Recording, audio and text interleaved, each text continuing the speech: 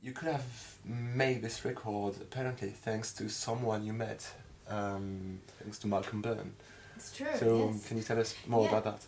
Okay, what actually happened was I wanted to try working with some American producers because I'm really a fan of just the sound that some of the producers there can really get. Well, actually, I think in America, because it's such a big music industry, even producers themselves are almost like artists, and a lot of them have a sound that they achieve by however they do, and depending on what you want to do, you can find someone and you're like, I love that person's sound, I want to work with them.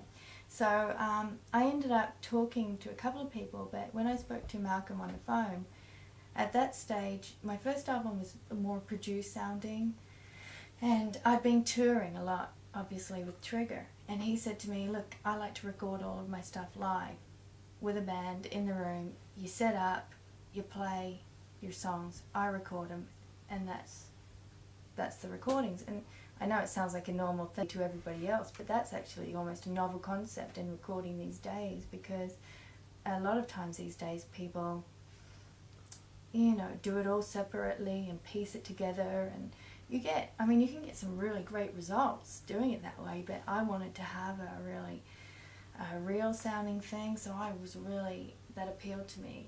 And so he said, we'll come over and we'll try doing 2 or 3 songs and see how it goes. And anyway, so I got there, and actually I did have Where Do We Go as a song that I'd already written, and I demoed a bunch of songs in Sydney, sort of producing them.